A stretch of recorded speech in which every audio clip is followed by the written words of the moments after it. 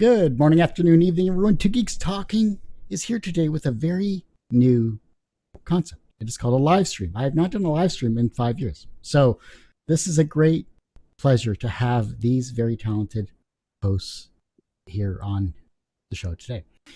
Horrible introduction. I'll tighten that up in post. Anyhow, we are bringing together 8 of the best podcasters that I could find because they are technically awesome, amazing, and wonderful in their own rights. We have one guest, Andreas, who unfortunately couldn't make it here today. He has the show Ride With Me podcast.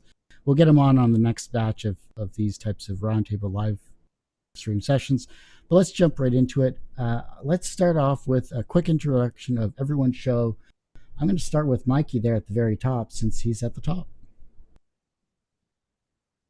Hey, Kurt. Thanks for having me. Hey, everyone. My name is Mikey Kamuda. I host the Mikey on Mute podcast where I talk about my mental health journey and I talk to others about theirs so I can gain perspective, break some toxic masculinity stigma. Very new to the scene, so I'm very thankful to be joined by everyone here. So again, Kurt, thanks for having me. Pleasure having you. Who's next on the interview side of things or the introduction side of things? Who wants to do it? I can go. I'm also at the top. Go for it. I'm Reena Friedman-Watts, host of the Better Call Daddy show. I love to interview interesting and controversial people, share the stories with my dad, and then he weighs in with his intergenerational take. I interview daddy's girls, inspirational fathers, anybody with a good dad story, and I also just love collaborating with other creators. Thank you for putting this together, Kurt. Yeah, no problem. It was almost like herding cats for a second there. Let's go with Jay. Hi, my name is Jay. I'm the producer for the James Aldrich shows, occasionally co-host, and I collaborated with Reena multiple times on different ads and stuff.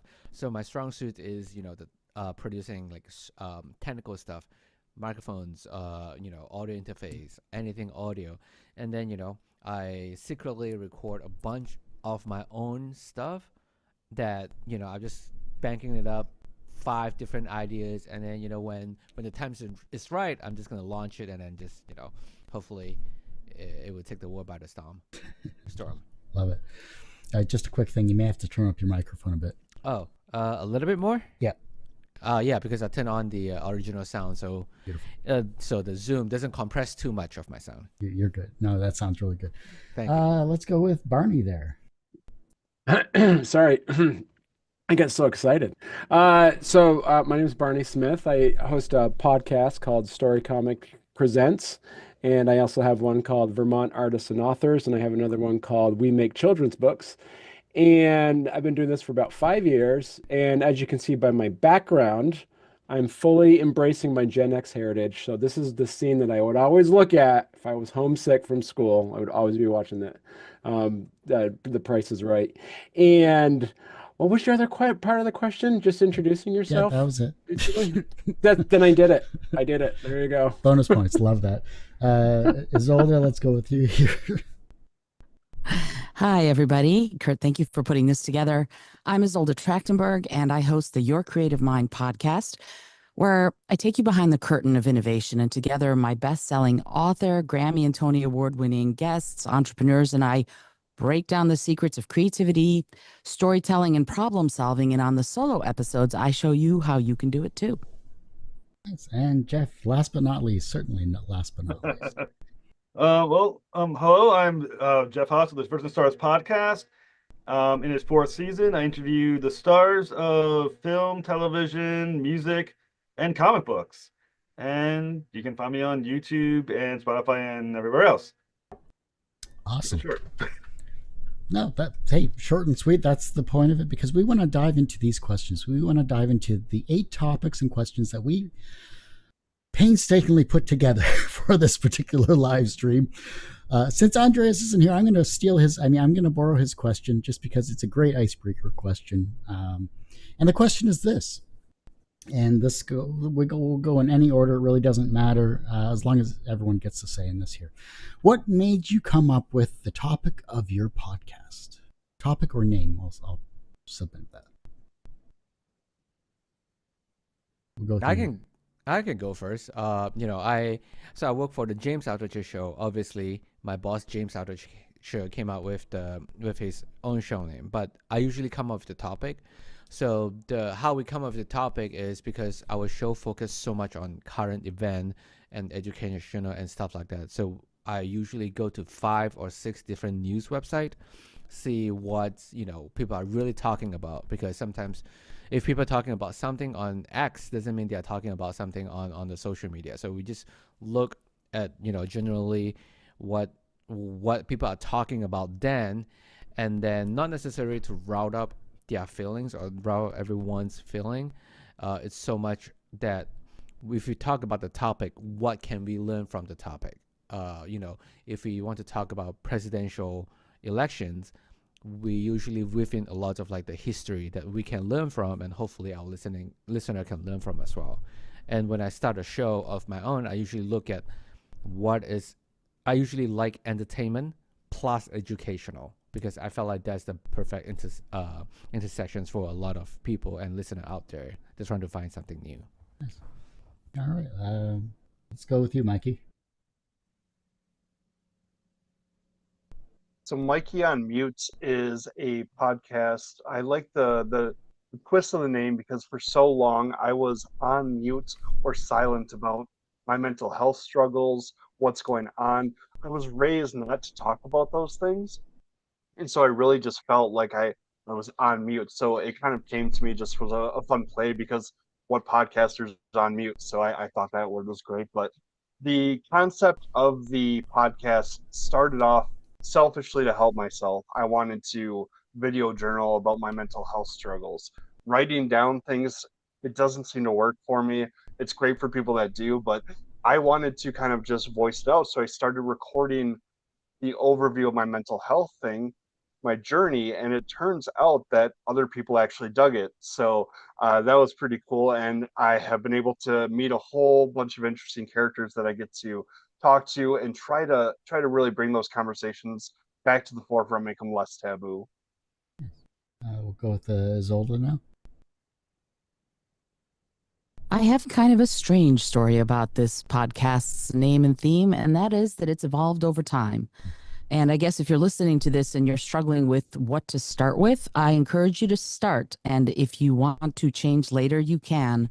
My show started with Be Your Best Creative Self. Then it went to Tell Your Stories Better. Then it went to the Creative Mindset. Then it went to the Innovative Mindset. Then it went to the Creative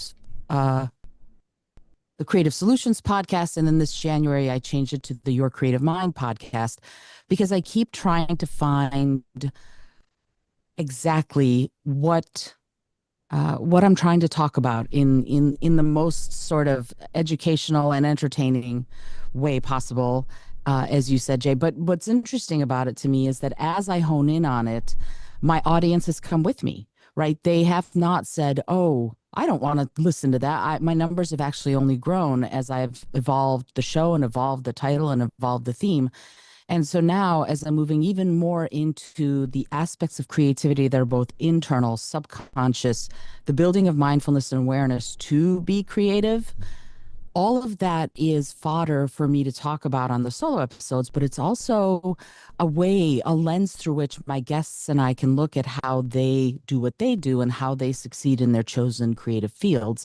And then we can sort of disseminate that information to the audience, and people really love that. They're really responding well. So the theme is sharpening, and finally, I think I've gotten to the point where Your Creative Mind brings in the creativity, and it also brings in the real mindfulness and awareness aspects of things. So it allows me to take these two facets that are very in depth to who I am and bring them together in a way that I find is entertaining and is educational and informative and even inspiring to the people who are listening. And I actually have this little thing that I wanted to show right here. I don't know if you can read it. Oh, there it is. It's a little 3D printout that I got that says "Make Marvelous Mistakes." And if I could do it over again and start from the very beginning, that might be the name of the show, the Make Marvelous Mistakes podcast, because in looking at the way our minds work, in looking at creativity, this is what I've decided to do. And I encourage the people who listen to me to fail often fail spectacularly, make those marvelous mistakes, and it lets us all be much more free to create the way we dream of creating. Let's go with Barney. So I started off, so I got a degree in art, studio art, and I did what anyone normally would do with a degree in art in the late 90s with it. You join the Peace Corps, so that's what I did. So, so I was in the Peace Corps for about 4 years. Then after that, I started working for Doctors Without Borders, and I was doing that, working in relief for about another 10 years. And once I met my wife, fell in love, got married, moved back to the United States, I missed the art world that I was a part of about 20 years prior. So I joined a group called the Vermont Comic Creators and started hanging out with them. And then I was on a Zoom call with one of them back in 2019, and I ended up having a conversation that lasted for like an hour. I'm like, I wish I recorded this. So then I decided to start a podcast where I'd interview. It started off by just doing a lot with just like comic book creators. And as my children, I have 3 kids, now it's 10, 8, and 4, really started getting into, as Venn diagrams go, I started then getting into children's books and then finding children's book authors to interview. And then from there, people said, oh, you interview authors? I'm like, yeah, I do, kind of. And then all of a sudden I started getting all these like long prose authors coming on my show. So that's why I had to separate it out into like 3 separate distinct podcasts. And I've ended up now not working on my own stuff very much anymore. Now I'm just concentrating on talking to other people. And it's grown. I mean, from there, and as Jeff and Kurt know, with my love of interviews and doing podcasting, I ended up buying a radio station. So now I actually own a radio station, technically 3 radio stations. And now I'm in the process of buying a weekly newspaper. So and it's all because of Jeff and Kurt that being able to have me do this. So, just kidding, you guys, but you guys are a big part of my life. And yes, by the way, everyone can comment on others. We just have to keep track of time overall, but don't worry about that. Feel free to comment away. Let's just get through the intros quickly. We'll do a quick rebuttal if anyone has comments about this particular question. Reena, let's go with you, and then we'll go to Jeff, and then I'll do a quick thing, and then we'll do a quick if someone has a comment or a question. Yeah, I actually was curious, like, about Jay's intro. He was saying that he scours different news sources. I was wanting to know which news sources. So we'll go back to that. But my podcast, too, has been definitely an evolution. In the beginning, I kind of wanted to go back to, like, my Jerry Springer roots of, like, booking wild and crazy stories and then seeing what my dad thought about that. And so in the beginning, I interviewed like a former KKK guy and a Jeffrey Epstein survivor and a phone sex operator and all of these interesting stories. And then I kept getting people coming to me with like, they were either dads or daddy's girls, and they were more like relating to my relationship with my dad piece. So then I started really kind of focusing more on that. Like, okay, I'm cool interviewing an author, I'm cool interviewing a creative, but tell me a little bit about your upbringing and like what legacy means to you. And I feel like it's really gone more that direction. Nice. And Jeff. It's a long story that I'm gonna keep very short. Basically, I've always had interest in comics, so I started writing articles for a website where I would every so often talk to experts for their input about whatever issue I was going to talk about. I moved into podcasting with another show. Then I realized I was doing most of the work for that show, so I decided to do my own. And because I'm on my own, not all that interesting, I interview interesting people instead, and that's kind of what I do with my time. And for myself, it's very similar to Izolda. My show changed. I was 2 guys talking webcomics way back in 2008. It evolved to 2 geeks talking. Then it just kind of spiraled into video and audio and a bunch of other things. And it was really just a matter of a friend of mine was creating a website database of webcomic creators. And I said, hey, we should do a podcast before that phrase became, cliche and cool or whatever the kids say these days. And so he's like, go ahead. So we started the show, and 17 years later, I'm still here, and it is what it is. And I'm now hosting a live stream with 8 amazing podcast hosts. I think also the question that you wanted to ask Jay about his tech and his research might tie into some of the other questions early on. So let's hold off just to down the road, because there's about research and everything like that too. So that's still a very valid question, Reena. I appreciate that. Jay, you are talking about tech in audio, video, and podcasting. That is your question. So I'll let you formulate the question so that I can actually put an infographic on it when I edit this stuff. Sure. So I don't remember. Do you guys have questions for me, or I just want to make sure that I don't miss anything? We'll save those types of questions about how you do your research for the research question. That's like question 3 or 4. Okay. But now I'm just talking about the audio and tech, right? Yeah. It's like you wanted to talk about, because you're an amazing tech guy, you wanted to talk about the audio, video, and podcasting side of technology and the ever-changing concept. Yeah. So this has been on my mind for like the couple I'm just gonna do it very quickly.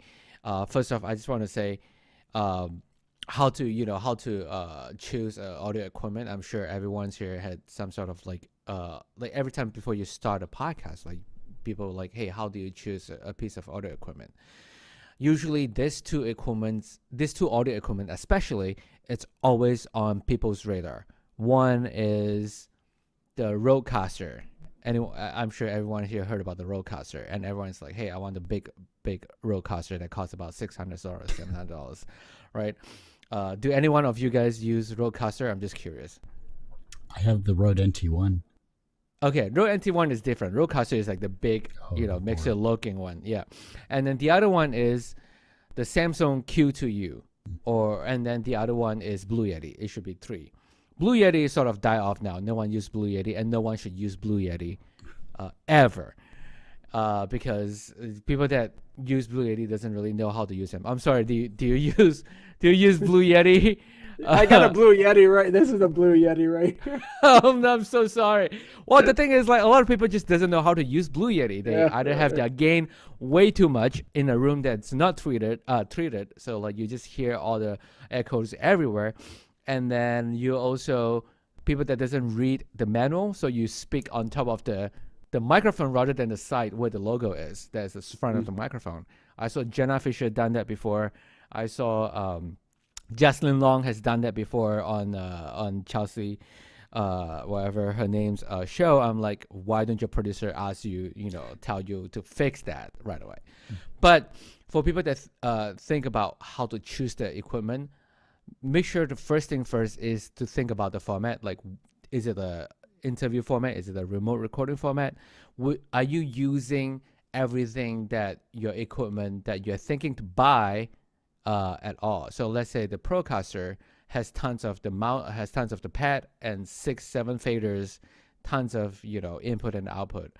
So I've been troubleshooting with my friend. They are like, hey, I got this piece of gear, but I never use all of them.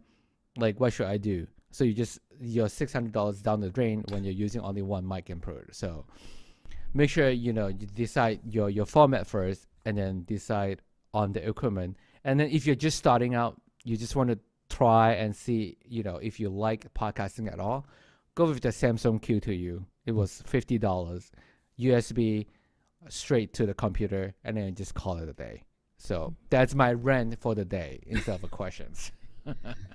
Anyone have questions or comments about their own technology issues or anything about this for Jay? By all means, let's have that. Yeah, I'm sorry that I step on Blue Yeti toes. That's great. Yeah, Reena. How can you make a Blue Yeti work? Okay, if you did buy that. If you did buy that, first off, just read the manual first. The very big piece of paper. I think they only added it maybe 3 years ago. Like if you bought it pre-2019, there's no this piece of paper. So when you open the box, there's this piece of paper just show you which of the direction you should speak onto a microphone with like the actual Blue Yeti, with an actual Yeti monster. Read that piece of paper before you plug it in, and then read the manual, because there's 2 knobs. at the back of the Blue Yeti, that is the gain, and then that is the polar pattern. The gain, if you just started out, the gain should be all the way to the lowest possible, because it's a condenser microphone. It's very, very sensitive. So no matter how loud or how soft you're speaking to the microphones, make sure it's the lowest, so you're not distorting your audio signal or it's too loud. And make sure on the polar pattern is always choose, I believe it's the third to the left.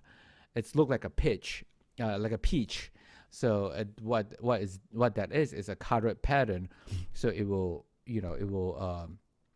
detect the signal from the front and then reject anything that's 180 degrees behind the microphone. Hopefully that makes sense. Nice. Yeah. Yes. I would say too is like one other point about that is if for anybody that's listening or watching that's thinking about doing a podcast, they're wanting to start their own podcast, don't go right away buying the Cadillac of equipment. Yeah. Stick to something a beginner, because you have to learn how it works. And the other thing too is my recommendation is every time before you actually start recording or doing something, test your sound levels first, because you don't want to be in a conversation for an hour and then realize that you were actually like pulling off of the mic from your default webcam and not from the mic next to you, which has happened to me a couple times. Yeah.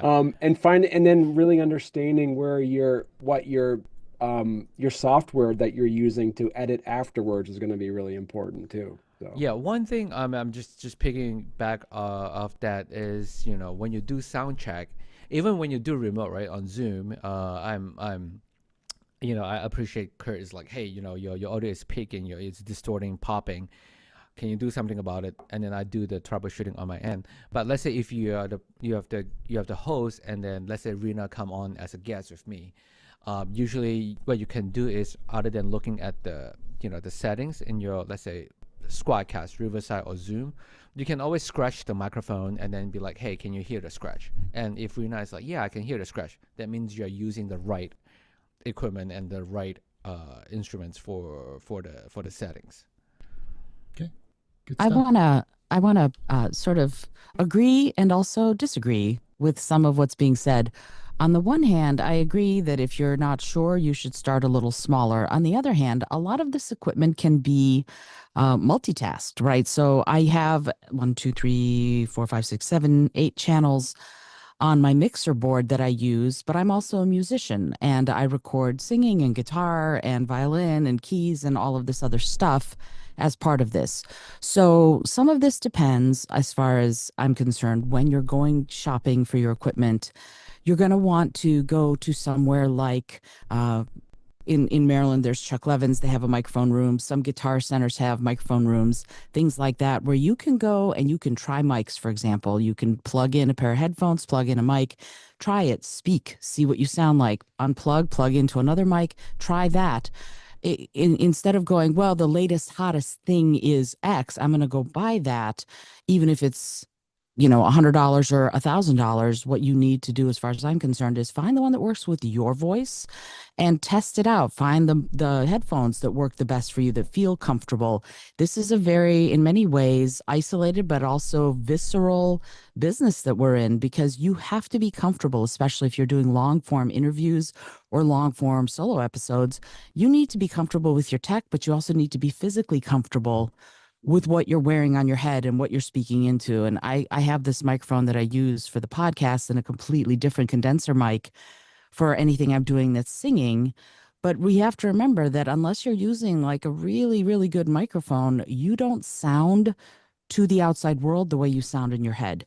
So you need to test it out and see what sounds best for your voice, for you, regardless of the cost. And I'm not talking like, oh, you should buy the most expensive thing, but rather you might find a microphone that's $60 that's amazing for you. And if it's amazing for you, then go with that, because it's ultimately going to have to be what you like, what sounds good to you, what your producer likes, or what sounds good to your producer if you have a production team.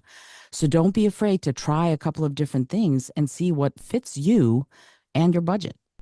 Yeah, Sorry, I just want one thing to add. I totally agree with that, and I think that's one thing that the podcasting industry lack, that that if you're in pro audio, or like, so I started out as an audio engineer, that in studio space have is we actually have different microphones that we can test it out.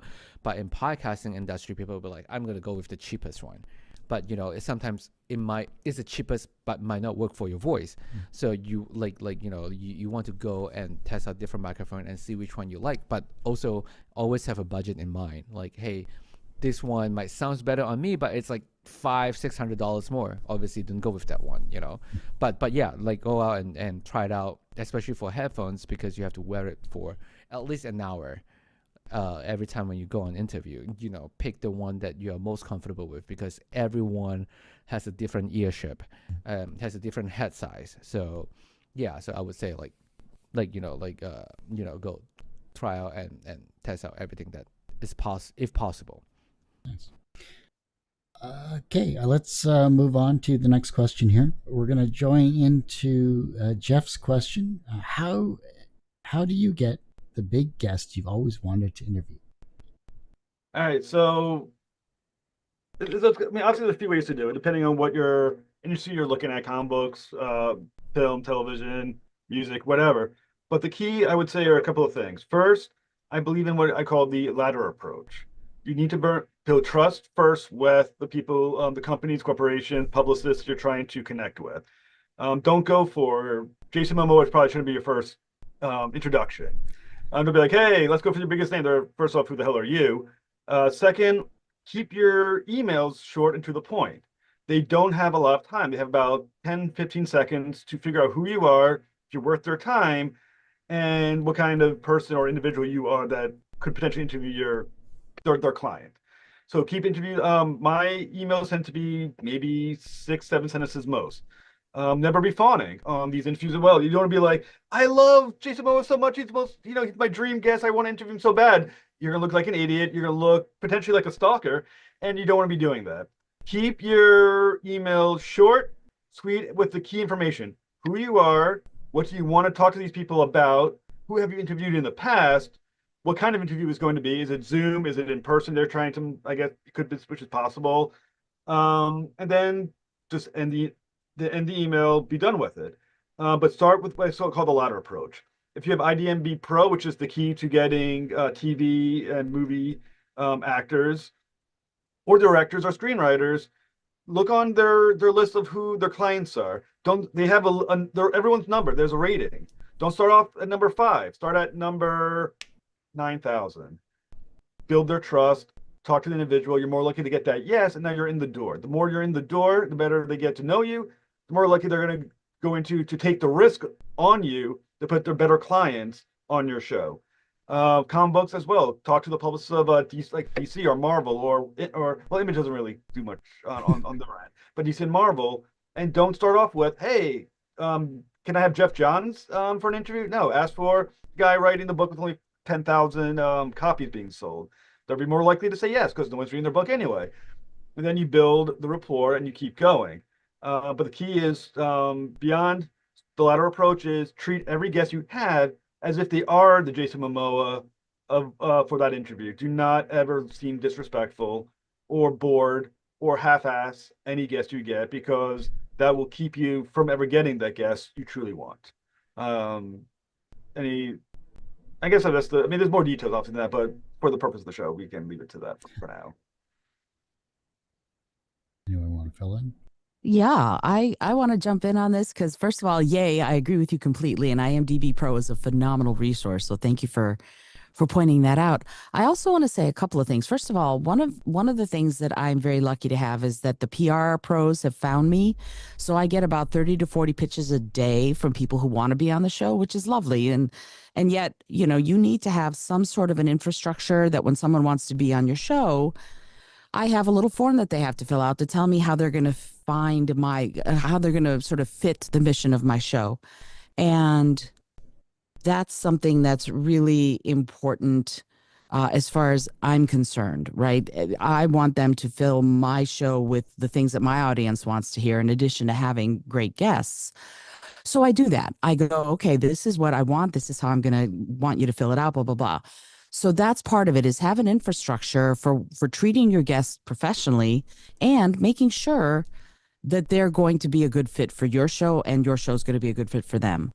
I also have a PR pro thing, a little deck that I put together for PR pros so that they know the kind of guests I want them to pitch me. I don't want someone, I'm vegan. So for example, with that, I don't want anybody who's in the animal industry. No matter what you do, if you use animals for anything, I'm not going to want to talk to you. So I have had to train the PR pros themselves to go, okay, she doesn't want to talk to anybody like that, but I have this person who's a best-selling author. Great, I want to talk to you, right? So they now know. I work with, I don't know, maybe 15, 20 PR firms. They know who to pitch me. So I trained them to do that. And there's a deck that I have to do that. The other part of it is when a guest has a great time, and I agree with you completely, Jeff, that do what you absolutely can to make sure that the guest is just thrilled with their experience. I ask them, is there anybody you think I need to have on my show? And I've gotten some phenomenal guests just from asking that question at the end of our chat. Just like, who do you know who would be interested in coming on the show and talking about their creative process? Whoever they are, Grammy winners, Tony winners, doesn't matter to me.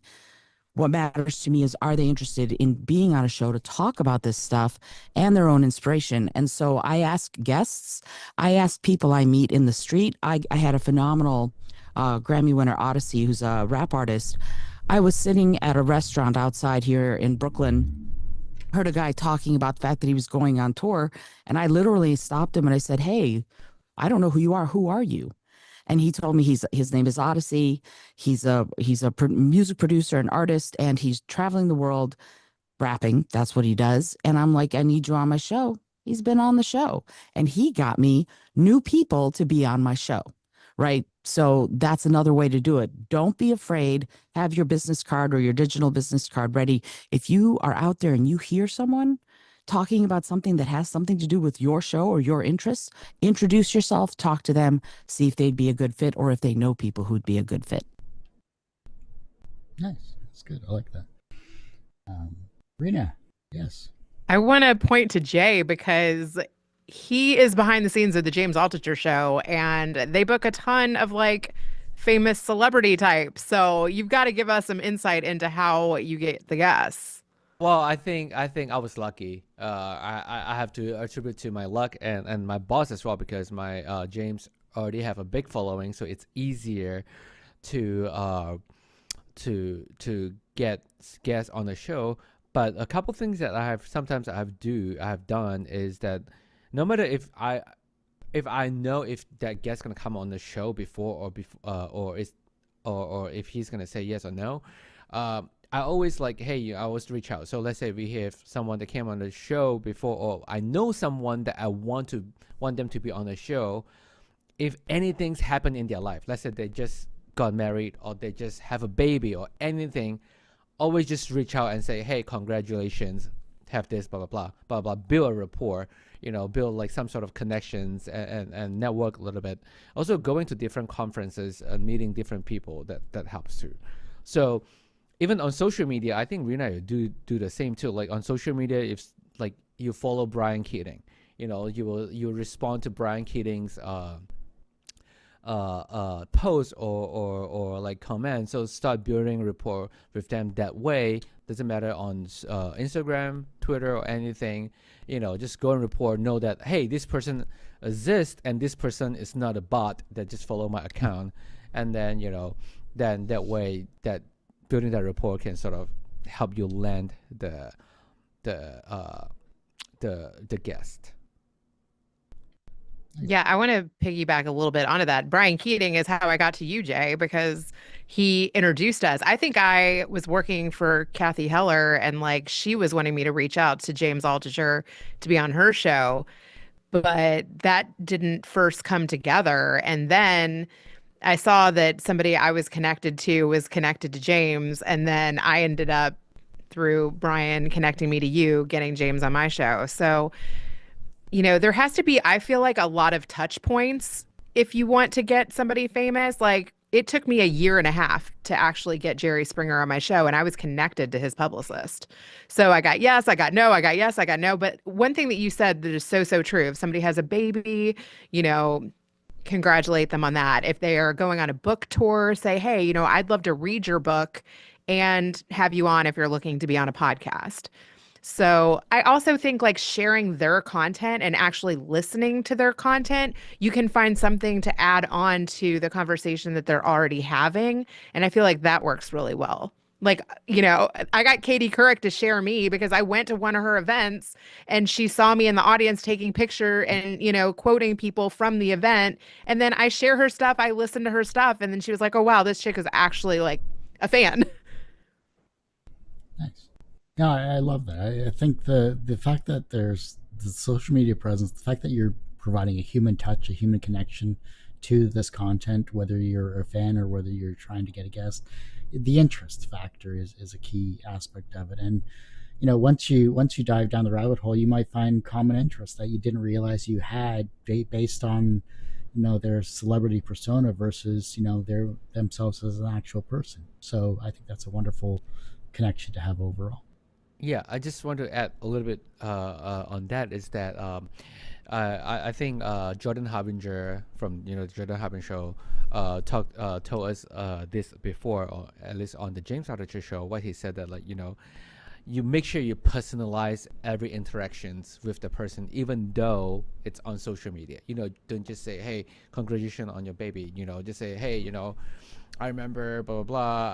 I remember talking about you have, like, you know, your wife was pregnant for how long? You know, how was, you know, congratulations on the baby. I hope you sleep well. I hope you know you have, you know, you get to sleep often and stuff like that. Yeah. So personalize the response and the interactions doesn't, you know, that helps as well. Okay, Mikey, want to add anything or?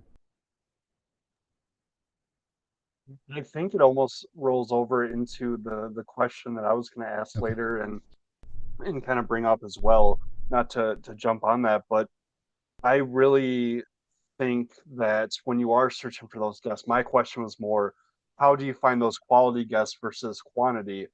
I started this podcast very recently, last fall, and I have an influx of people that are filling my messages. Hey, I'd love to be on your show. I see your numbers.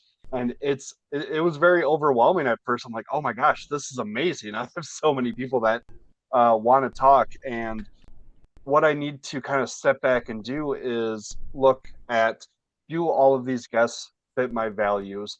Who are the ones that I want on the show, or am I just trying to fill a spot? I go back to, like Izolda said, being vegan, you're not going to want to have somebody in the animal industry on your show, even if they do reach out, even if it could get you 5 or 10 more guests, however many more episodes.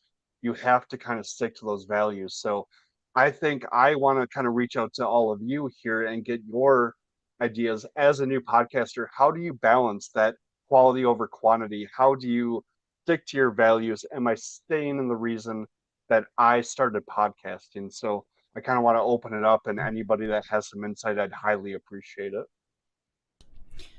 I'll jump in real quick on that one here. I think when it comes down to quality versus quantity,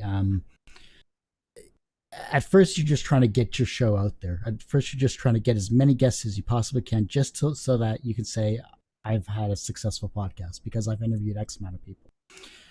At some point you take a step back and you start saying, am I doing too much? Is the quality that of guests that I'm bringing onto the show exactly what I want to bring onto the show? And I think that's a telling tale of what exactly you're trying to do as a host itself, because your show may change and evolve as you change and evolve as a host, because your questions may change, your style of interviewing may change if that's your style of show. But I think it comes back to sticking to your core values of why you wanted to get started. And that can be very difficult when you get, you know, I've done 200 shows in a year, or you start getting burnt out with the show, or you start getting an influx of people that maybe you don't want to speak to, but you have a deadline you want to meet, and things like that kind of pile up on you. Remember, it's on you as a host to create a quality show. It's not on you to take everyone's I want to be on your show, put me on your show, etc. Don't take that all into yourself. Talk with other people to kind of relieve your mind when it comes to don't burn yourself out as fast as you may. I'm gonna jump on that really quickly. I think what Kurt said is totally right, but so for the James Aldrich show, we get pitch like thousands of business book a month or a couple months. Like everyone write about the same thing, taking cold plunge, time management. That's what every business book is talking about. So ultimately, James would be like, okay, I don't care about this. I don't care about this. What really matters to him is what can you learn from this guest. That's how you find a quality guest, because the audience is an X-rays machine. Your audience is an X-ray machine. If your audience hear that you are really interested in this person because you can learn something from this person, that's like the ultimate way to find a quality guest. And also you can also like reduce burnout that way, because if you do the same business book all the time, you're like, I got bored of this. Sometimes I'm not sure if you have considered this, like if you have no guests, just do a solo episodes, because your followers or your listener listen to you not for guests. They're listening to you for who you are. And I absolutely love that point. I didn't mean to cut you off there, Kurt. No, go ahead. But I did 12 solo episodes before I started talking to other people. I'm going to do more solo episodes to update. I always tell my listeners, mental health, the journey is ebbs and flows. It's going to go up and down. So you're going to get updates from me. So I appreciate that, getting that mix so there isn't that burnout. I love the networking that you guys were talking about. Reena has been such a blessing to send me so many people like, hey, I think this person would be great on your show, or shout me out. And so I appreciate that camaraderie that we have. And so I think it looks like, hey, I had this person on my show, seemed like a good fit. Maybe they'd be a good fit. So kind of that word of mouth quality. Again, I appreciate all of that. I'm right there with you, actually. So Reena has done the same for me. Yep. That's how Kurt and I met. But also, I would like to say that, again, those pre-interview materials, like the form that I have, so important. I tell people up front, no, for example, I'll go back to the vegan thing, no animals, no animal products, no da-da-da, in the form. And they have to agree to that. If they don't do that, they can't be on the show. I also tell that to all the PR people. And for right now, for example, I'm not taking any coaches. Every coach wants to be on my show, and I'm just not. And I say that, no sales, marketing, or coaches, folks. That's it. If you see that and you're a sales, marketing, or coach person, don't bother applying. You won't get in. So that's part of it, is you have to know who you want. Like, really study for yourself. If you're a new podcaster or you've been doing it forever and ever and a day, take sort of a survey of yourself, of who you want on your show, the kind of information they have to give. And I tell everybody who comes on the show, I want 60% of what they say to be for my audience, 30% to be for them, and 10% can be for me, for the things that just is between the two of us. But the majority of it needs to be geared towards what my audience wants to hear.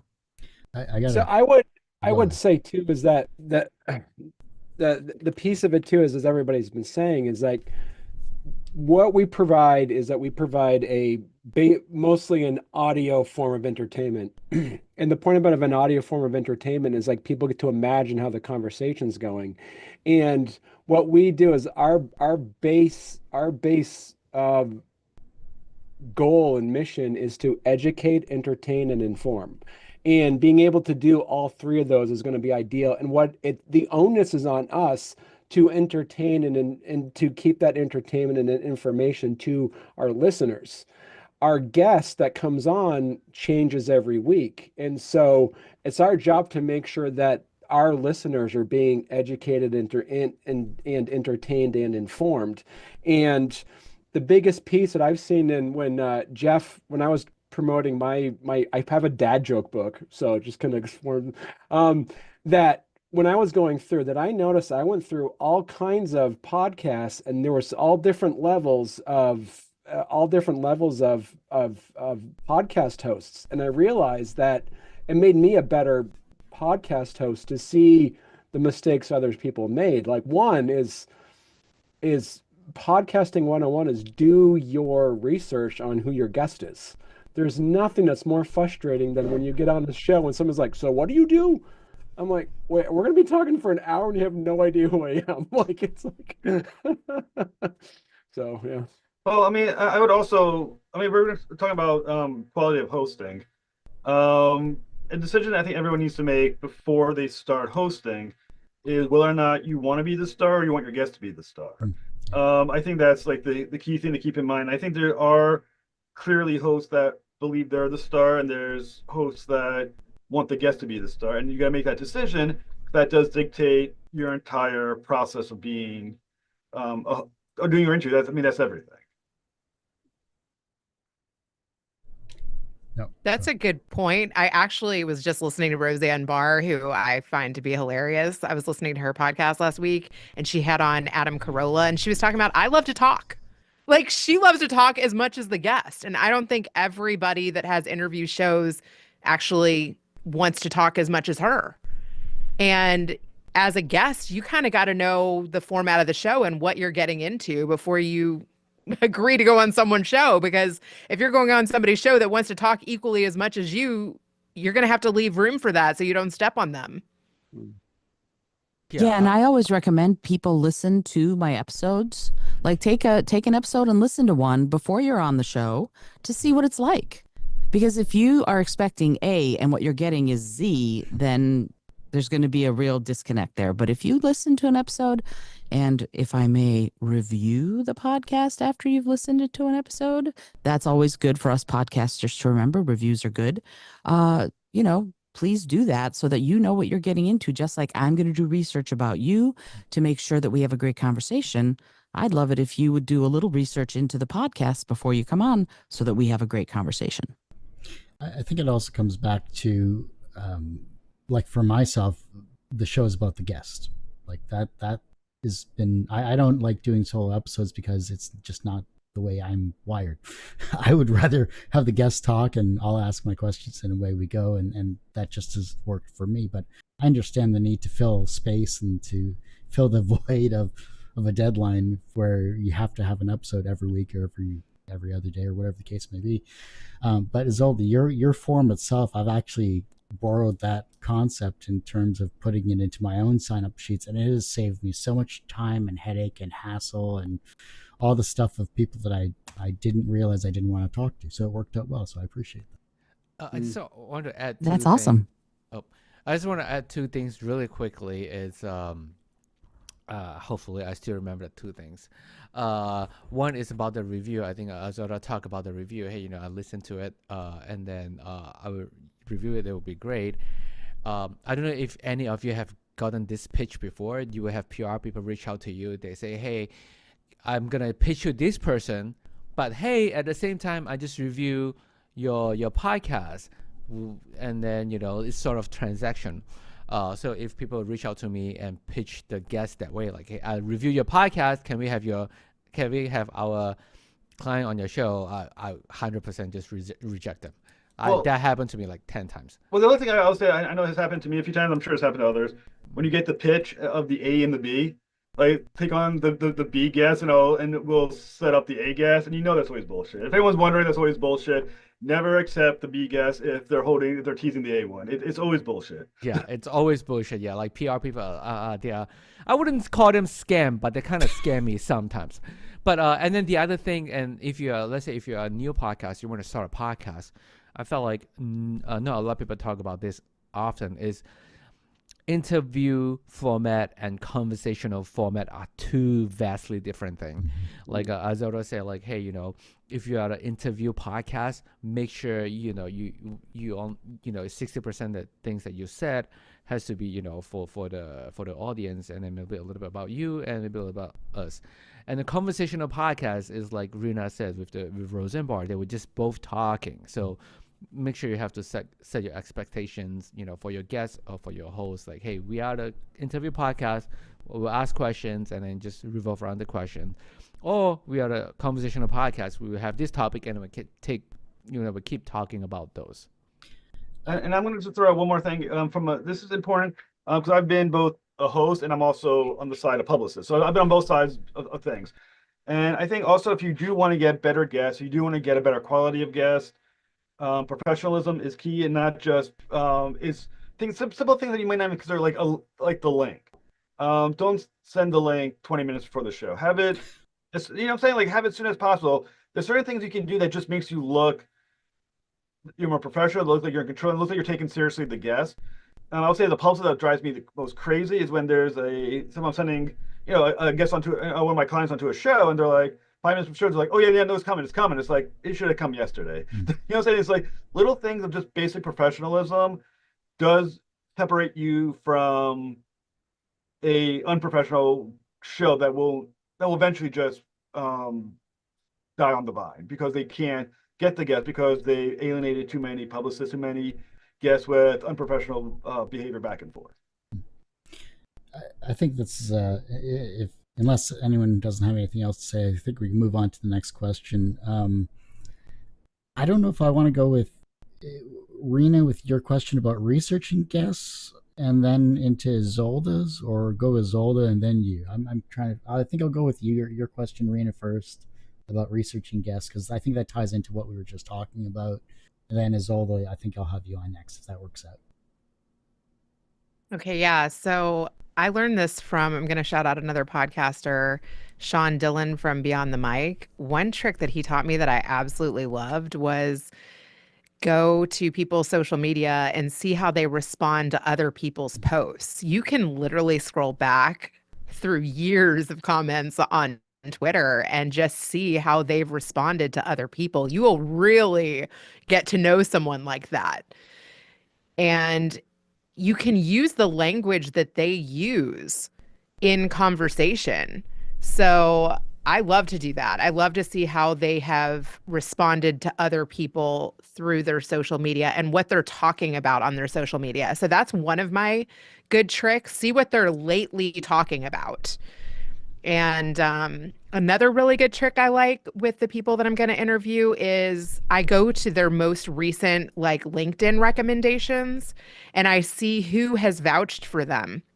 And then I'll connect with like 2 or 3 of them and I'll just be like, hey, I saw you wrote a stellar review for Izolda. I'm getting ready to interview her. I'll tell them a little bit about the podcast and I'll say, hey, is there anything that you're dying to ask her, or any curveball questions you might have, or anything that you think that I should ask her?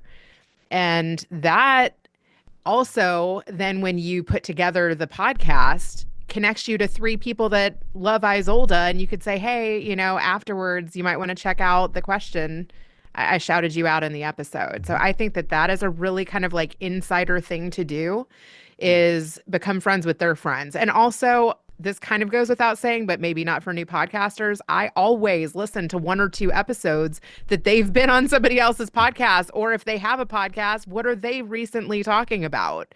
And, if they haven't been on somebody else's podcast, I stalk their social. And if they have a podcast, I listen to their podcast. And if they've been on somebody else's show, I listen to them on someone else's show. That's kind of what my research tends to look like.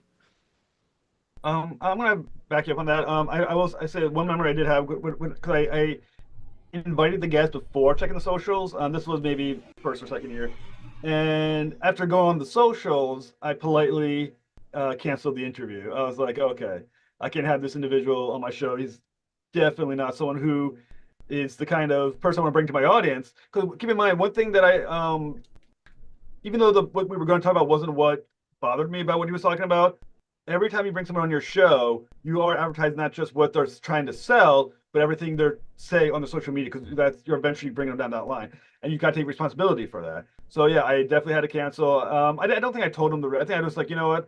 Unfortunately, I'm going to be canceling the episode. And I just politely left it.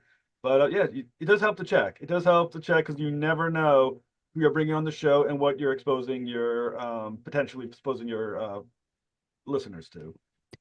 I so wholeheartedly agree with that. I have had to say the words, I'm afraid I'm no longer able to offer you an interview on the podcast so many times. And you have to say it. You have to be professional. You have to be polite. But if someone is doing, I have this amazing nonprofit. They're restoring the coastline, the shoreline in California. They're doing amazing work. I was like, yes, yes, yes. Buried way down deep. And their website was blah, blah, blah, fishing. And I went, up. And I, this was going to be a phenomenal get as far as an interview. And they pitched me. I didn't pitch them. But I saw this one little mention of the fact that they do things with fisheries, and that's my deal breaker. So I had to go, oh, thank you so much. And then they came back and were like, no, but he doesn't have to talk about it. And then you get into that sort of, what are your values? And I still said no. But we owe ourselves not just the socials, but I've gone to the university the person went to and looked them up if they're a relatively recent grad. I go to their about sections on their websites, obviously their LinkedIn, their accomplishments, all of that. If they're in Standard & Poor's, I will check that. I used to work for a company called the Information Prospector, where we did public records research on people. So have they been in newspapers? When was the last time they had earned media when someone was interviewing them on a show or a newspaper, things like that? There are so many avenues of research that are open to us to find out how they present themselves in public. Also, that's another facet of this, not just what they're talking about, but how are they going to talk? Some people don't want cussing and swearing on their show. Some people don't care. But also, if you're talking to me, I'm not abrasive. I'm not an investigative journalist who's trying to trip you up. And I know that about myself. Like, I've done that research inside my own head. So if you're coming on and you're going to be really abrasive, you're not someone who's going to be right for my show anyway. And it's good to know that before we take the time to do all of the interviewing and all of that. Oh, that's good. I like that. Yeah, it's definitely one of those things where it's about setting boundaries. And I think that ties into really what my question was going to be perfectly honest.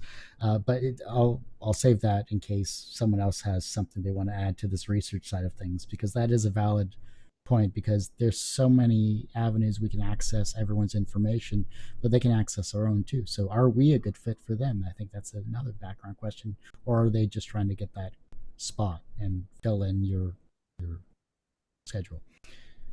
Anyone else? I would say one thought I just had is that it also, you got to think about what audience do you want. Mm-hmm. I will say on my show, I've had different actors, writers, stuff like that, and they will they got they'll be political sometimes as well, and I have to make a decision. Do I want? Is it? I mean, it's been, anyone who watches my show at this point will just know that I'm hardcore liberal. That's just how it goes, and I really am losing part of my audience because of it. But that's just how it goes. And when I turn down a guest, or I'll say there's another guest who I didn't realize turns out was hardcore in the opposite direction, and I'm now dealing with responses on my page from time to time of this crazy person. I'm like, okay, well, I brought this onto my show, and you got to think about, now I got to make a stand the next time. I'm not going to have, I got to be a little more careful who's coming on to make sure that I'm not bringing on someone who is totally against how I feel politically, or some area that I could feel responsible for. There's a guest I had too that had, as I was interviewing, he had a very opposite my point of view politically poster next to him, and during the show I kind of froze. I was like, oh crap, you know what I'm saying? Then I asked him, I was like, what's that? He's like, oh, I'm in a movie where I'm playing a character, and this is advertising that thing, but he's an asshole. I realize. It's like, okay, you kind of let some things go, but you got to make sure you know who you got to be aware of what audience you want, and then be willing to lose an audience as well if you do want to make that stand, where it's going to be clear that, let's say, a far right person is not going to be on your show, or you're going to say something that's going to offend a far right individual. You realize you're going to lose that viewer potentially, and make a decision if that's what you want to do or not. Yeah, there have been times where I've had to completely delete a completely edited, posted interview based off of someone's legal troubles as well, where they've gone, it just wasn't a valuable interaction once the law gets into play. Whether it's allegedly or not, it doesn't matter. It's like, you got to cut your ties where you cut your ties. No matter how much work you put into it, whether it was an interactive interview or podcast, wherever the case may be, it's just sometimes you have to take the loss and just wipe it off the internet for as much as you can. Right. That balances into my particular question. The fact that we're looking over quality over quantity when it comes to guests, the fact that we've given so much information from the research side of things about how we schedule guests, how we get pitched guests as well too, I think that's rather valid. But my question is along the lines of, what happens when you get a guest that repeatedly signs up for your show and then cancels? At some point, at least for me, I say, I'm sorry, this is my boundaries. And I actually have a thing in my calendar where it says, if you've been on the show this year, please be mindful of other potential guests and apply next year. I mean, I'll say for me, part of it depends on the size of the, how many views I assume the guest could bring. I will be honest about that. If it's a indie person who I think won't give me any guests, they didn't show, then usually sometimes I'm a little harder line. But usually my rule is 3 and out. You got 3 strikes. The third strike, I don't care how big you are, I'm not taking back my show. Same rule of how long I'm going to wait for you. I wait. If you confirm 15 minutes, if you didn't confirm 10, after that, even I have a few times when after 20 minutes, I've got a phone call, be like, hey, the guy's ready to come on. It's like, I don't care. I'm done. And that's just how it goes. And you got to hold the line just for your own sanity, I think sometimes. Just for your own, I have, principles, and I'm not going to be your bitch. And sorry to swear, and let you come on, and let you cancel me over and over again. It's not fair. You got 3 shots. This is the one point I would say, like, I've always agreed with things that Kurt and Jeff have done 95% of the time. But the one thing I do say that you guys do that I tried and it did not work was have an automatic Calendly thing where people can sign up. I let people email me, and then that gives me that width and breadth to actually then take a pause and then decide if they're going to be a good fit or not. And then what I have people that have come on. I actually have it's called the Friend of the Show, which Jeff and Kurt knows. If anyone's been on my show 3 times, they get the moniker Friend of the Show, and they say, "Oh, I'll send you the tattoo," all that kind of. And I don't have tattoos. But the piece of it about it though is that I've had some people say, "Hey, I want to come back on," and it wasn't a good interview. The person's nice, but it's like watching paint dry. And as much as I like to think I'm good to get questions out of people, I'm like, I'm getting nothing out of this person. And so what I'll do is like, listen, I talked to my social media advisor, and they said, don't have anybody else come back on the show unless they've had at least 50 downloads or views of your review. And I said, listen, if you want to come back on, you need to promote the other stuff we did first. If not, I can't. Love to, man, but man, I can't. So I think I brought some of those clients to your show. And probably some of mine as well, too. You all are hilarious. Okay, so it's very interesting to me, that notion of being, I guess, kind, and maybe that's telling me something about myself. I have a really very simple policy. You get 1 emergency, 1 cancel, right? If you have an emergency and you need to cancel, that's one thing. If you have something that comes up and you need to cancel, that's another thing. Past that, you're just not eligible. That's it. I personally am not going to spend all of the time doing the research and all of the time getting prepped and ready to have you cancel last minute. And I had one guest who would have been an amazing get, and he just repeatedly canceled. And that's when I learned my lesson. I went, no, because they just kept going, oh, I'm so sorry. It turns out he has to be in Venezuela. I don't care. I don't care if he has to be in Venezuela. What I care about is he made a commitment. And if he can't meet that commitment, then what kind of a guest is he really going to be? And do I want that represented on my show? So and to your point about the Calendly thing, you don't get access to my Calendly until you filled out my form and I see who you are. You don't get access. Only a guest that I know I want gets, because I have multiple copies, multiple versions of the form. The guest that gets the form that has the Calendly link at the bottom is a guest I know I want and I've vetted. Even though they're still going to have to fill out all the information like, what are possible headlines for the show? What's your bio? What questions do you want to talk about? All of that's in there. And at the bottom is like, okay, now go fill out the Calendly form at your convenience so that we can have our interview. Because some people need to show you that they are the right stuff. And some people you want. So it's not one size fits all. But as far as ghosting, this is one of the things that I do is I read tarot cards and palms, and I've done it like at the White House and things like that. So I've been doing it for a long time. I'm pretty well known in the world. And I've had people come on and try and test me, and I'm like, you're not doing yourself any favors. You could be getting a reading that's useful to you, or we could be wasting each other's time.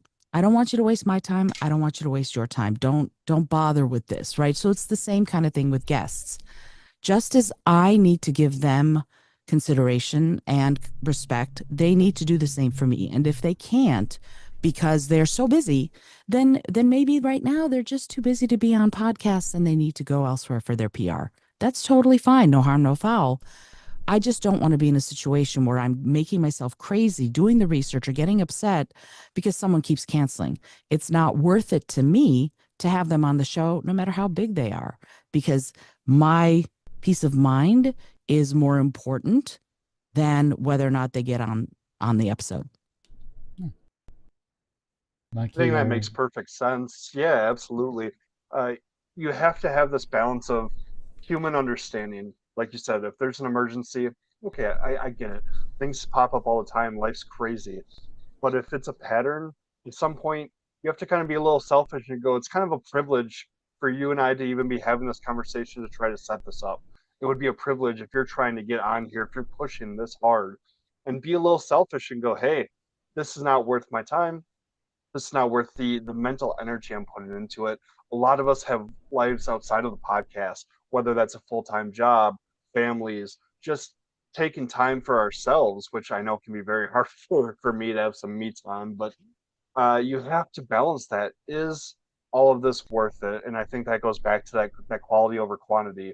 And if it's causing you more stress than the enjoyment of the podcast or the idea of the interview, set that hard line. Tell them, sorry, it's not going to work out. I'm going to piggyback on what you just said, actually. I don't think it's being selfish. I think it's being professional. I think you're treating yourself as a professional when you say this isn't a good fit because of the logistics here. And that's totally fine. And, it's funny and I'm just going to say this, and I'm sorry if this is going completely off the rails, but somewhere along the line, podcasting has become this thing where the paradigm is you should be doing it for the love of the game. And if you're not doing it for the love of the game, then you're wrong. This is a business for us as well as it being something we enjoy and love. And you wouldn't do that to your doctor. You wouldn't come into a doctor's office and keep canceling and not showing up and expect them to just take you whenever you're ready. Why would we as podcasters be any different? We're professionals. We need to behave like professionals, and we need to treat ourselves and the show as a professional endeavor. And if someone is blowing you off, after a while, you have to set your boundary and, more importantly, stick to it. I think the reason I give more than one chance too, though, keep in mind too, is also an investment of yourself. For instance, there was a composer recently of a TV show. I'm not going to name the composer of the TV show. And I did watch the episodes. I did get the music. I did put X amount of time researching it. That time, I think, can be paid off when the show person came on to give me the episode and the views that I earned by doing all the research. So I do think you got to think about it as well too. How much investment do you want to put in? And sometimes I do think giving the second or third chance, sometimes the second chance, is for you more than it is for them. Because you don't want to waste X amount of resources that you've spent already building into the guest that you need to pay off from. So something I would consider as well. Yeah, and for me, it's like I've been fortunate to only have a few people that have canceled, and I've always just assumed good intentions, and and 9 times out of 10 it was either, oh, I completely forgot, or when I've been completely ghosted, I'm like, I guess they don't care. Like, I guess I'll move on to someone else. So it's like, it's been those things where I've just assumed something bad happened, and I reached out to them later, and then I've been able to reschedule. But I agree is that it's, it is what we're providing is a service to them, and it needs to be treated with the dignity and respect of the time we're invested into it. And I believe most people seem to understand that, but for me, I just wish they would actually invest more time in sharing the interview than I would. So it's like, we're giving you marketing materials. So utilize it as a marketing material. And the better, more evergreen we make it, the more you can actually then continue using this as a marketing material. Nice. Okay. Did Reena, did you have something to add, or Jay? Or I'm curious about, because Jay, you work on this big show. Like, do you get cancellations? Do Oh, yeah. you do? All the time. Yeah. Okay, talk about that. I'm surprised. Well, because James sometimes could be a little bit controversial. Depends his stance. Like, he generally very neutral in terms of politics or anything, but sometimes neutral might not be good enough for certain people. So they'll be like, hey, they wouldn't flat out say like, hey, this is not perfect fit for us. They were like, oh yeah, we're just gonna push our the podcast maybe a couple weeks down, and then they just never respond. But we do have some person that James always read their books before they come on, and then we will have one very good friend of the show just wrote a book that's totally out of his realm, and then James read it, and then he's like, this is not a good book. I don't want to promote this. His other books is fine. This is not a good book. He shouldn't have written this. So I have to reach out like, hey, I'm sorry, James is not available. Maybe we can come back on in like a couple weeks or whatever when your next book is out. So we sometimes have to do that. And it's not fun because we know that person is a good friend of the podcast. We do want to ruin the relationship, but sometimes if it's a bad book, you don't want to do your audience or listener a disservice by just promoting a bad book, So yeah, that happened. I've had that too, where I liked somebody's first book and then they sent me a couple other ones. I was like, oh no. And I agree. Like, if you're saying this is a great book, go out and get one. And you're like, I couldn't get through it. I tried to make myself read it 3 times. You're like, maybe not. Yeah. One tip I'm taking from Reena, because we were introducing a guest to each other through email, and their introduction had something to do with their book. And Reena, this will stick in my head, wrote, can I get a copy of that? Can I read this before I'm promoting it? And I read it, and that was just a light bulb moment for me. So that's something I'm stealing from you and going to be using going forward. So as you were speaking, I was just like, oh, that's that email from Reena. Nice. I'm going to dive into the last question here to kind of wrap up this amazing conversation. This has been a real wonderful, like, head scratching experience, inducing coma of podcasting. So I love it. Coma is the horrible word because I just didn't have a thesaurus in front of me. Give me a break here. And I can't go to the internet because it would pull up. Anyhow, final question is, of course, a hot button topic for all podcasters and everyone creative in some way, shape, or form. Barney, I'm going to let you take away with this particular question. What is the question that you always want to... oh, shoot. I'm sorry. Before we jump into Barney's, I feel horrible about this. We got into a good conversational flow. Izolda, your question is more valid than Barney's question at this particular point in time because we're talking about communication. So please tell us what your question was. Oh my goodness, yeah, that was very that was very funny. I'm like, we didn't do my question. So basically, the question that I raised for everyone to think about is how to best use your physical and emotional voice to engage, inspire, and excite your guests and your audience, and build those communication skills so that you have great conversations. And it was, I'm still just laughing because we got so into our conversation and it was flowing so beautifully that we sort of went, oh yeah, and we kind of skipped one. But here's the thing about that. This notion of having a good conversation, to me, there are a few things that we need to think about with this. And before I open it up to everybody else, first, you need to prepare, obviously, and not just prepare do your research, but I mean your physical and emotional self. I always advocate before you get on any kind of recording session, warm up your voice, warm up your body, warm up your spirit. Make sure that you have done some physical movement to get all of the joints lubricated. Make sure you've done some breathing exercises. And if anybody wants them, I have a really great 7-minute warm up that I can share that I did with she is a doctor of physical therapy, and she modeled what you can do as I do the voiceover and tell you what to do. And it's wonderful. It's like 7.5 minutes long. It's beautiful. It's easy to use, easy to do. So warm yourself up, warm up your voice, warm up your body, and get yourself into an emotional state where what you're really interested in doing is having a conversation. In other words, that you are not only preparing your speaking skills, but also building up those listening skills. Are you present? Are you worried about something?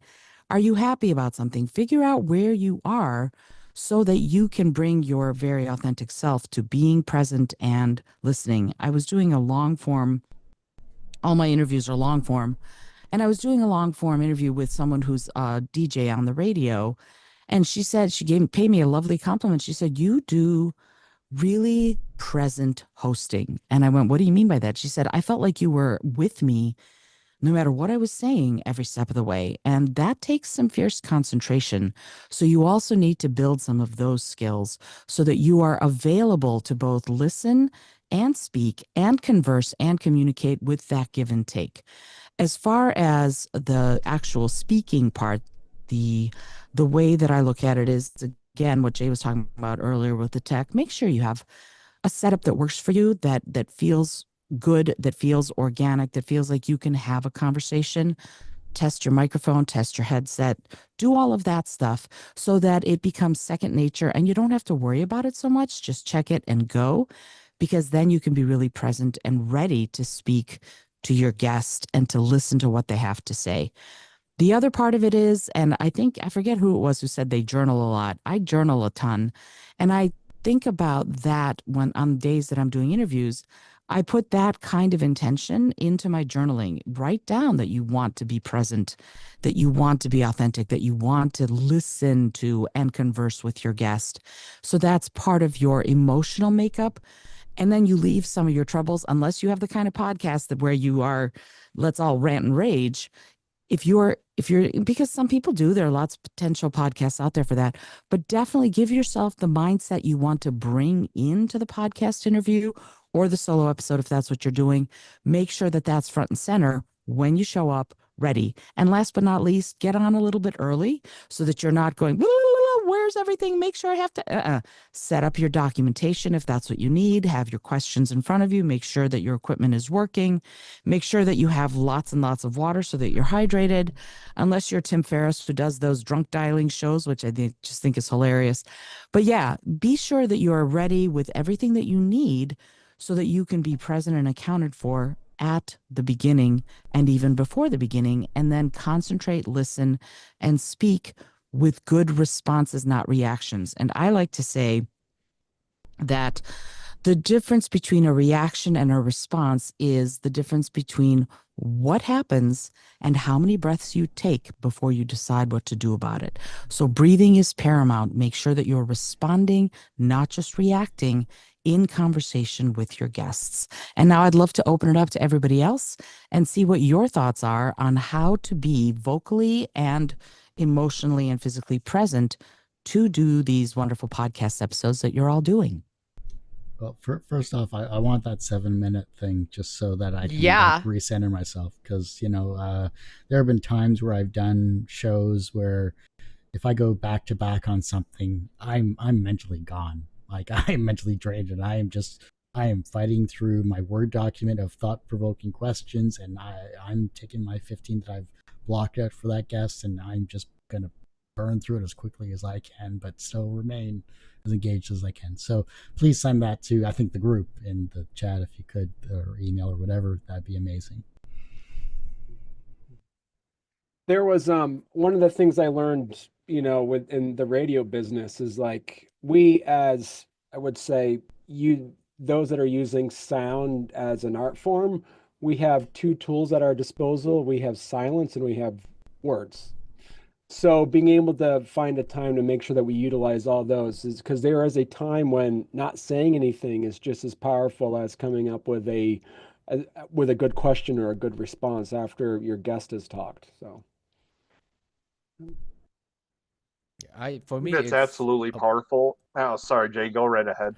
Oh no, I just want to add something that's really, I mean, kind of hilarious, but it works for me. Is before I go onto a show, I always watch a stand-up comedy show, which is weird because first off, it's funny. It will prep my mental state in like positive state, and then stand-up comedian has this great skill that a lot of people might not have. Is they have very keen and great observation skill. So just sort of watching them doing that sort of like changed my personality in the sense that like I gonna be very observant during that whole, like the during the taping, the whole entire taping sessions. And then after that, I would just toss that skill away because I didn't really need them, but I'll only need them for that show. But yeah, I usually just watch stand-up comedy show just to get myself in that mental state and copy their personality and their skill if I could. Yeah, and also I tell my guests in the moment of, like, literally, if you listen to an episode, you'll hear me say, when I pause, I have embraced the pause. I literally will allow there to be dead air for 3 or 4 or 5 seconds, whatever it is, while I synthesize, listen, think about what you've just said. And at first people are like, I'm going to try and fill the silence. I'm like, you don't have to. It's okay for us to take a breath. Literally, we will both pause. There will be a little bit of dead air. And I'll invite the audience, if you're listening to this, take a couple breaths with us so that we can come back and be present with one another. So important to just go, yeah, I don't have to have all the answers right away. I am allowed to take this time to think about it before I respond. I just have a couple comments. One, I'm piggybacking off of what Barney said. One thing I learned from radio is to have like a picture of, maybe a kid or a friend or somebody that you can talk to naturally next to the computer, because that helps you kind of get in the right mindset of just like being yourself and feeling supported. And then another thing I wanted to bring up, Jay and I have done like some commercials together for different brands. And one time he told me, he was like, Reena, act like you're talking to like your 5-year-old, And that instantly like put me in like such a different voice, such a different like part of who I am. So I think there's little mind tricks like that, whether you're watching a comedian or whether you're looking at a picture of somebody who supports you and loves you and like accepts you for exactly who you are, or whether you look at your kid and you're like, okay, now I'm talking about being a mompreneur. So kind of get in that space. I think it's interesting that just thinking about somebody can also change how you communicate. Mikey, you wanted to say something? Just to kind of piggyback off of what everyone has said here, it needs to have this natural flow. Is skill, whether it's in podcasting, interviewing, or just everyday life, that's been really important for me to learn, is listening to understand versus listening to respond. Mm-hmm. We are trained we hear a keyword or a phrase and we start coming up with our response. I'm going to reply like this. You're missing the rest of that person's answer. You're missing that conversation. So trying to just be mindful, understand that your response is not more important than understanding what's going on. Because if you have your questions laid out, you might go on autopilot and just, Reena's going to talk about kids or something like that. I'm going to go, oh, great. So let's talk about buildings. And that didn't even match up, because I wasn't listening. I heard something else. And so, yeah, I think it's important to have that skill in general. Listen to understand. Even if you're not as conversation based, even if it is more interview style, you want to know what your interview guest is saying. You want to sound like you know what you're talking about, and you don't want to just sound like you're rattling off questions. I think it comes back to the active listening is a huge aspect of interviewing, whether you're a one-on-one or in this case a one-on-7. So it comes back to actively trying to engage with the person that you're speaking with, but also actively listening as well. I think for me, when it comes down to, you have your questions, but if you can weave those into the conversation itself, that is a little more of a seamless transition. It takes time, it takes practice, but it also takes your comfortability with yourself as a speaker, as a communicator. Can you weave your question seamlessly into, oh yeah, I had a similar experience when I interviewed person X, Y, and Z, and so that actually leads into what I wanted to speak to you about question number 8 or whatever the case may be. So yeah, like, we're all people. We all just want to have a wonderful conversation and a wonderful time, and if we can do that through our voice and through our listening, then that's the best thing we can do. And everyone here is a professional when it comes to what they have accomplished in that regard. Okay. And one also too, just on the end of that though, Kurt, is that at the end of the day, what does your audience expect? If your audience expects it to be purely flow conversational, then that's one thing. But if they expect there's segments to your podcast where all of a sudden, okay, now we're going to talk about your top 5 favorite books or whatever. So there has to be a balance based off of what your audience is expecting from you and your show as well. Yeah, for sure.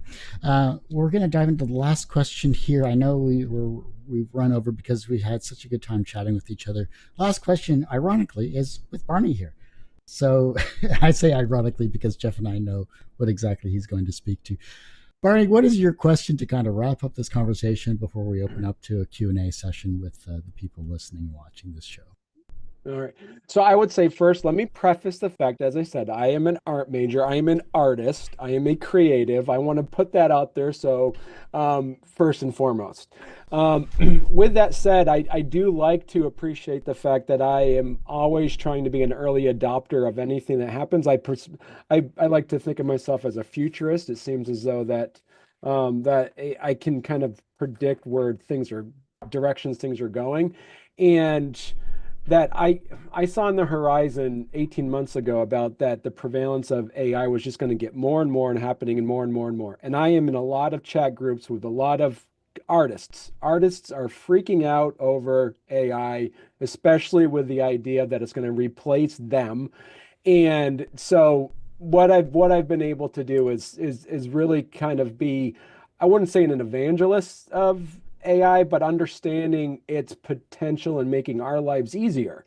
So one of the things is that my question to all of you is how do you see using AI to make our job as podcasters easier? And I can tell you what I use it for me personally is when I'm finished producing my podcast, what I'll do is that I'll use AI to say, summarizing. So what you want to do is utilizing AI for the administrative tasks that suck up your creativity instead of doing that. Like, give me 15 great hashtags, or give me all, like, utilizing for the points of like how to be able to utilize,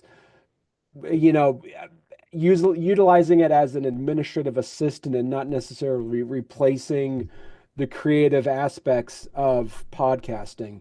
And I can say I had one author, she was an Australian author, and I asked her 18 months ago, I said, are you worried about AI replacing people making books based off of AI? And she said something pretty poignant that I still utilize, that I still remind people today, is she says, AI will never write a great novel. AI will always write a mediocre novel. There's a finite room in the world for mediocre work, but there is infinite amount of room for great works of art. And so I think about that when it comes down to that. But I just wanted to open it up to everyone else, how you will be using AI if you haven't already, and how you be using it in the future. I can start. I use AI all the time in my productions. Everything from pre-productions to post-production to social media and all that stuff. So obviously I use Descript to record, and then Descript has multiple functions, like camera switching by itself, edit for clarity, immediately like filler words and everything just get out, and then I will use AI to look for clips if I don't have any clips that I already know I want, and then I just use AI for writing show notes, for writing show notes for social media, and I even use AI to write pitch letter before I change it the way I want to. I just drop out a pitch letter, and then the way I usually use it to write pitch letter is I don't just say, hey, ChatGPT or Grok, write me a pitch letter. I always say, like, I want to pitch this person for the James Altucher show, but before you write the pitch letter, please give me 5 questions or 10 questions. Ask me 5 questions or 10 questions before you draft it. So if I ask a couple questions, and then I will respond to it, so it's more personalized that way. And then obviously I use AI for cleaning up the noises as well. I use lots of DX Revive Pro, or sometimes I use the podcast Adobe, the Podcast Enhance, and I use also the Script Studio Sound sometimes. And I don't know, have you guys heard of Google Notebook LM? Yeah. No. That was great, because sometimes I would just, let's say I want to research someone about their book, I would just put their book transcript or whatever PDF into the Notebook LM, and then what they do is they can make it into a podcast episodes, like 2 persons talking. So sometimes I'm like, oh, maybe I can ask the questions that person has asked, or the AI has asked when they're doing this audio version of the book. But yeah, that's generally how I use AI. I can't live a day without AI. I never thought to use AI for a pitch. That's a great idea. And I also never thought, I get pitched by authors all the time sending me PDF copies of their books. I never thought to put that into AI and be like, hey, what are the best questions to ask out of this? Those are great tips. I love that. I use it. I use AI for a couple of different things. I use it whenever I need something organized, right? So if I have huge lists or something like that, I will say, give me a chronological flow, or give me an extrapolated flow, or get me a Venn diagram among all of these different ideas, so that I don't have to do all of that kind of organizational work. The creativity, again, is I always want it to stay mine. Thank you very much. But also, I do a lot. I write a lot of proposals. I have it write proposals for me, like in the style that the federal government wants to see, or the state government wants to see, or that this kind of company wants to see. Because frankly, I am not interested in spending my time writing proposals at all. In fact, if I never saw another proposal again, it would be entirely too soon. The same goes for accounting. The same goes for bookkeeping. So a really actually accurate accounting or bookkeeping AI would be fabulous. I don't trust them yet. But for anything that is going to be something like, I need to write this proposal, or I need to create a pitch deck, and I need you to tell me what the organizational flow should be for this pitch deck, is a beautiful way to use this. So for example, if you've got a podcast and you're interested in finding sponsors, if you need a pitch deck to get sponsors for your show, that's a really easy way to use AI. Make sure you know who you're going to be pitching, and then have it create the sort of the skeleton that you will then make your own, and also have it be something that will fit what the potential sponsor needs. And they do a really nice job. I mean, you're going to have to go through and design it, although I'm sure that there's an AI out there that will design it for you. But as far as the actual words of what the pitch needs to be so that the potential sponsor will be enticed by it, that's a beautiful way to use it, because it's not particularly creative. And I always I'm an artist. I want creativity to be mine. But the nuts and bolts stuff of, like, how do you create the pitch deck, set up the pitch deck so that the sponsor would go, ooh, I want to talk to you and sponsor your show for 4 episodes or 8 episodes or whatever. It's a beautiful way to do it. Now I know exactly how I want to start approaching sponsors. So thanks, Izolda. Yeah, let me know if you need any help with that. I'm in the midst of the nuts and bolts of it, and it's starting to pay off. So yeah, it's been really helpful. Yeah, we'll definitely have to have a chat for sure. Anyone else want to add onto AI? Because there's so many out there, to be perfectly honest. I've used Perplexity myself when it comes to, like, I've been designing a game in the back end just for fun, just to learn Unreal Engine, and I've been using it to kind of understand game development, filter through the YouTube cluster that is, the entertainment of that type of platform. But I'm also trying to learn Unreal for film and TV development, for 3D design and things like that. But I think if I don't know a topic or a subject, what we used to do besides going to libraries back in the day, those that are old enough, we used to Google everything, or we used to look at thesauruses or encyclopedias or whatever. But now AI has given us that capability of seeing content that is from all over the world. It's just another search engine is really all it boils down to. It just kind of destroys the planet. I will say one of the things that I love, and again, I live in New York City, so I have access to the world's greatest libraries, but make use of your librarians. They have access to AI and databases that the regular general public doesn't. Nice. So often, if you go work with a librarian and you can do one-on-one, you can do one-on-one online, one-on-one personally, and they will get you access to some of these AIs, some of these databases that you can then do research on that you cannot as a private citizen. So use your libraries. They are fabulous. Tagging on to that, the library like a mile and a half from my house has a Rodecaster, 4K cameras, and you can reserve up to 2 hours a day for free. So I like literally stopped paying for studio rentals. If you already know how to use the gear, use your library. Yeah, that's actually being at the library, just as a quick tangent, is now one of my questions that I ask people about authors or people that I say, so where can people find their book? And like, you can get it on Amazon. And I would always say, or you can ask your local library to have it carry it for you. And not only promoting them having a library buy their book, you also are promoting people to go and utilize the library. So, yeah. Nice. Yeah, just want to add a little bit on the AI, watch AI to are out there.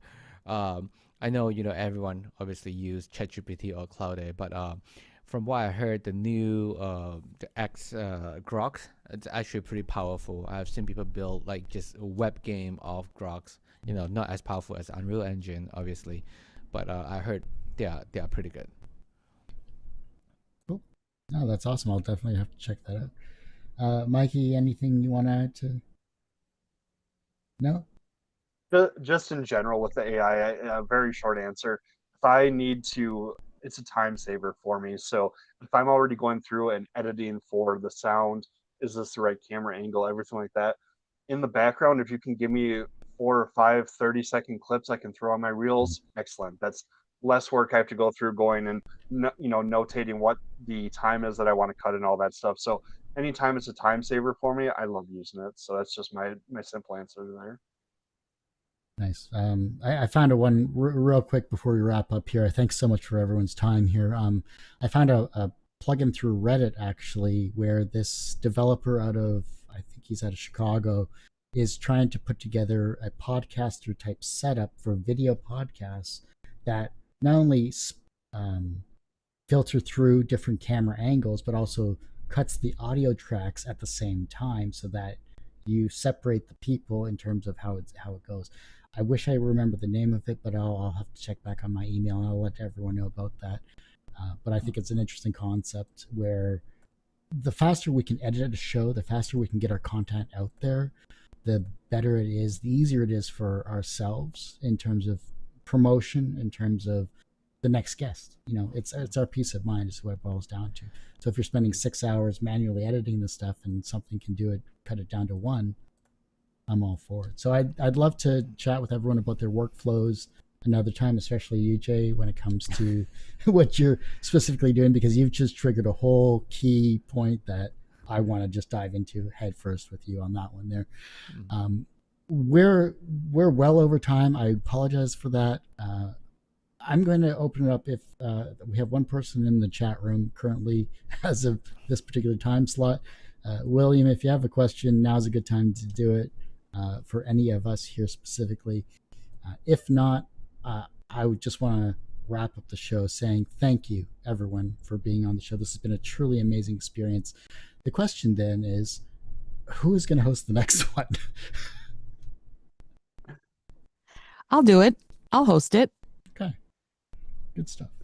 The only thing is, I will need to figure out how to do video because my show is an audio only show. So I'll have to figure out all that streaming stuff. And then the next question is, when would we be doing this? That's something else for us to put in our brains and think about. Yeah, this is fabulous. Thank you so much, Kurt. Oh. Thank you. You did an excellent job, Kurt, with promotion and coming up with the questions and keeping it all going. This is something that, Reena, if it wasn't for you saying, hey, when are we going to do this, I probably wouldn't have done it. So this goes back to your energetic personality that we all know and love when it comes to pushing us to actually do something that we haven't done in a while. So I appreciate that. But go ahead. Sorry, just one piece of advice for everyone, the podcaster or everyone here, just about the Spotify for Creator. First, claim your RSS feed on Spotify for Creator. Claim your show on there. And the other thing that I just realized a lot of people doesn't really know this is if you upload the video version of your show onto Spotify, they will tend to push more of your show onto either their front page or related podcaster because they are trying to get people to use that video function as much as possible. Okay. Good I tip. have my marching orders. Yeah, thank you. You're That's welcome. awesome.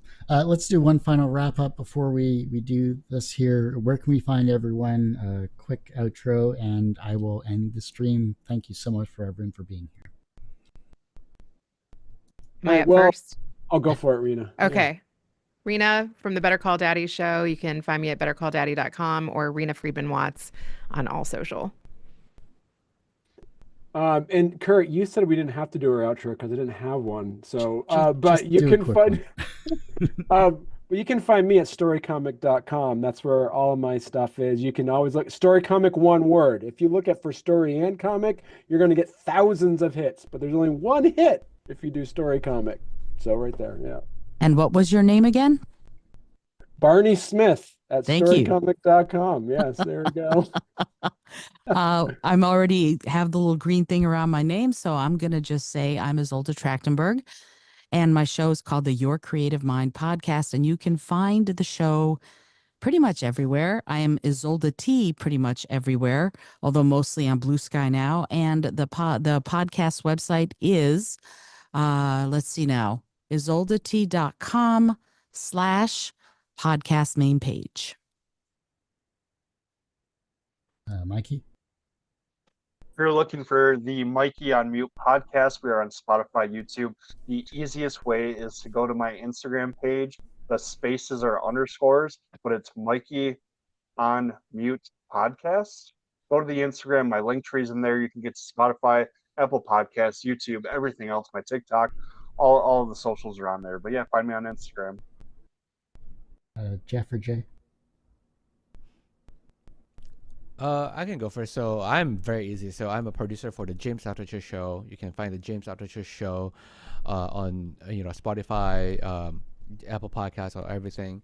And then in terms of my own stuff, you can find me on LinkedIn, Jay Yao, or on Instagram is J_Yao YOW07.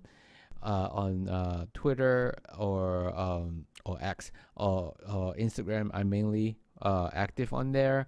Because I post a lot of stuff on there, but yeah, if you have any questions on tech stuff, feel free to reach out to me. And Jeff? To Perch in the Stars podcast, YouTube, Apple, Spotify, Megaphone, and iHeartRadio, a lot of places. So to Perch in the Stars podcast, come find me on social media, Instagram, Blue Sky, everywhere. I've forwarded myself on so many social medias that this point doesn't really, just find me somewhere. Excuse me. Of course, I'm Kurt Cecil, the host of Two Geeks Talking. You, of course, find this interview and 1,200 plus others on our YouTube channel, youtube.com/TGT Media. The podcast you can find at Two Geeks Talking. That's TWO, not the number 2. Please don't go to that website. It's TWO.podbean.com, or just search Two Geeks Talking wherever you get your podcasts. And as I say every week, everyone has a story to tell. It's up to me to help bring that out. Thanks for listening and watching on Two Geeks Talking. And thank you, everyone, for being on the show. And I can't wait for the next roundtable session of this amazing crew that we have gathered here today. Thank you. Thank you. All right. We've officially stopped the stream, so we're free to say